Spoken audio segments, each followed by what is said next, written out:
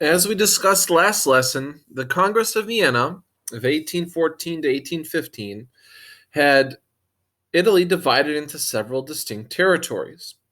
It's including the Kingdom of the Two Sicilies, ruled by Spanish Bourbons, Tuscany, which was independent, the Papal States, which was under the authority of the Pope and the Catholic Church, the Kingdom of Piedmont and Sardinia, and territories under the authority of Austria in the north. In this period, most Italians did not speak Italian. Rather, a person could travel as few as 50 miles from his or her home and arrive in an area where a completely different language or dialect was spoken.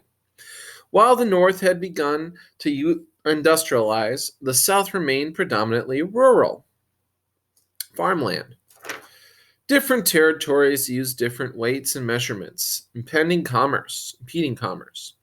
Frequent tolls slowed the travel of merchants and goods. Many Italians were loyal to the Austrians and the Bourbons, the Spanish, and would fight against their brethren Italian nationalists in the 19th century wars. Clearly, the path to Italian unification would not be smooth. You see this list here, all the problems stopping Italy from uniting, from feeling this sense of nationalism. This economic divide. Remember the quotes from Stalin, how having a common economy is vital for nationalism. Cultural differences, language is so important, and they had no common language. So it was very hard for Italy to unify without this sense of nationalism. The Risorgimento. The Risorgimento means resurgence. So the resurgence had political, social, economic, and cultural dimensions to it. Politically, the larger rivalry between France and Austria would be played out on the Italian peninsula as smaller states committed themselves to one side or another in the hopes of survival. Ultimately, the Kingdom of Piedmont and Sardinia would prove savvy and aggressive enough to aggregate Italian territories into a unified Italy. As books and magazines began to circulate among a small but increasingly literate population, a minority of Italians developed the ability to frame its grievances and desires in terms of freedom and independence. Giuseppe Mazzini would emerge as one of the most eloquent spokesmen for Italian nationalist sentiments.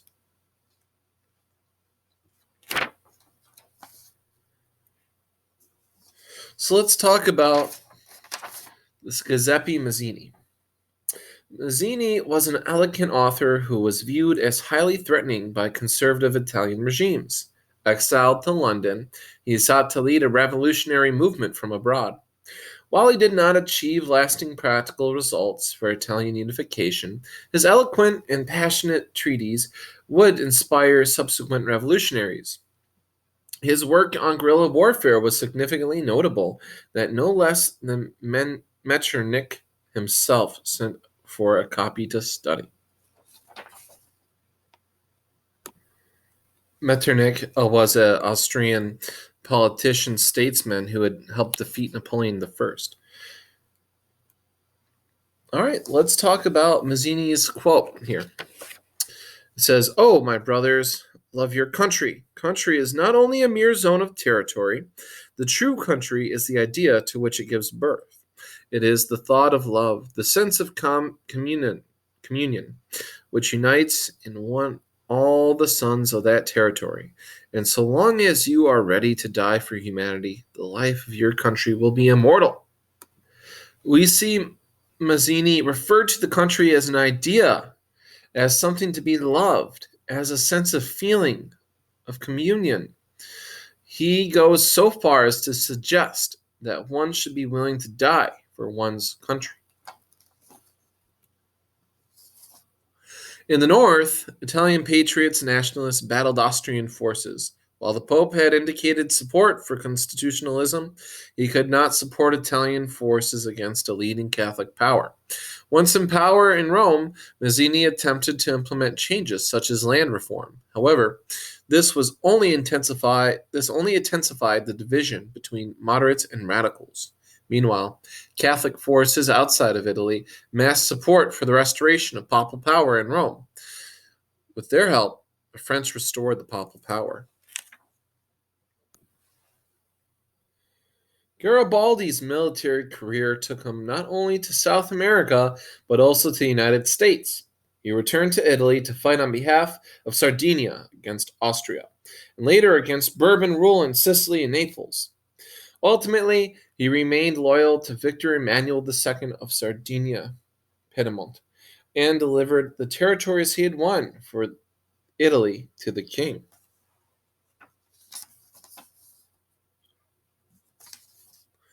Garibaldi acknowledges the significance of the liberation of Sicily from foreign rule, yet expresses a commitment to moving forward in advancing the cause of Italian liberation.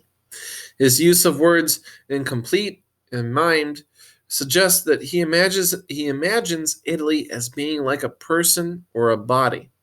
His use of the phrase enslaved by the foreigner and the priest also personifies Italy as a person who is not free. So before we read this quote, let's ask ourselves, what attitude do you think Garibaldi had toward the Pope in the Catholic Church? Having reached the strait, it became necessary to cross it. To have reinstated Sicily and the great Italian family was certainly a glorious achievement. But what then were we?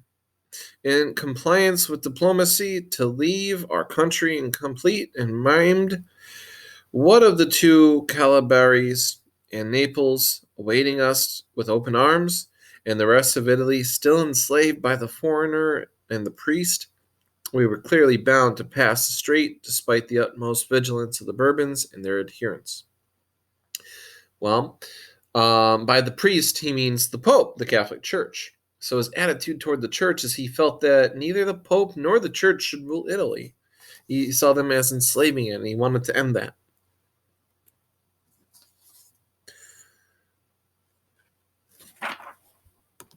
As you can see from the illustration on this slide, Sicily was located just off the tip of Italy. Garibaldi and his soldiers crossed the strait, then headed north toward Naples. You can see Naples right here.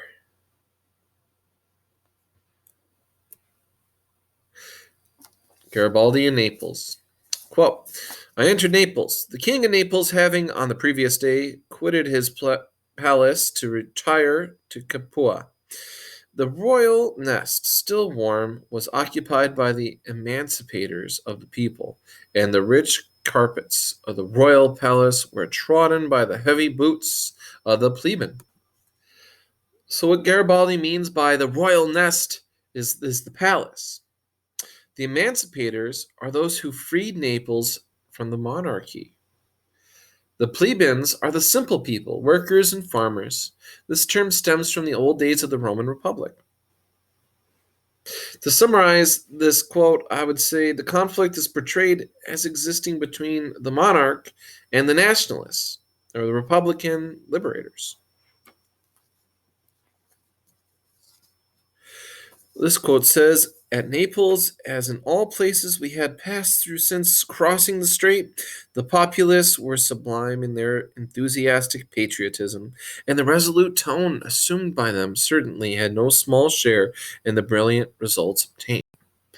Garibaldi refers to the brilliant results he and his forces achieved, and he does not take sole credit. Contributing to the success of his nationalist forces so is the people,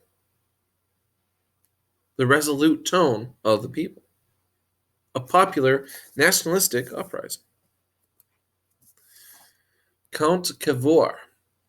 If Mazzini represented the spirit of Italian nationalism and Garibaldi represented military prowess, Count Cavour represented the political and diplomatic side of Italian unification.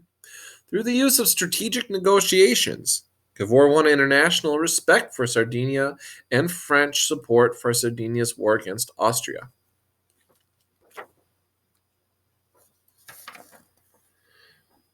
In this short note, Cavour reports on his successful negotiation with Napoleon III. In exchange for the territories of Savoy and Nice, Napoleon III agreed to support Sardinia in its war against Austrian control of Lombardy and Venice. Let's read this quote.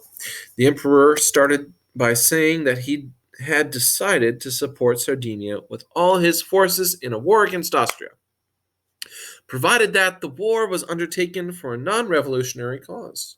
Remember, Napoleon III was a king, an emperor of France, a monarch. He wasn't the best friends of the little man.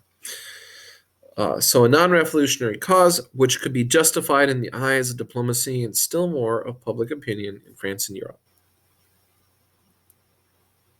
King Victor Emmanuel II. Having sacrificed Savoy and Nice to France, King Victor Emmanuel II won Lombardy and Venetia from Austria. Together with the territories liberated from foreign rule by Garibaldi, Victor Emmanuel was able to preside over a unified Italy for the first time in modern European history. So once Italy unified, it was Victor Emmanuel who was in charge of it. So let's read his quote. Free, nearly entirely united, the opinion of civilized nations is favorable to us. I take pleasure in manifesting to the first Parliament of Italy the joy I feel in my heart as king and soldier. So we see here the monarchs of Europe are pretty happy because there's a king in charge, but also he's under a parliament. He's a constitutional monarch. So the people are happy because they hold the real power. So let's sum up the Italian unification. The unification of Italy was achieved through a combination of cultural, political, and military strategies. The idea of Italy and a passion for Italy was created through the speeches, literature, and culture of the Risorgimento, resurrection. At the same time, unification would not have been achieved without the courage of numerous armed forces and the skillful manipulation by high-level government officials, particularly Count Cavour. And this is how Italy was able to throw off all the foreign powers, holding little bits and pieces of it and making it a peninsula for all Italians. These are your discussion questions for today.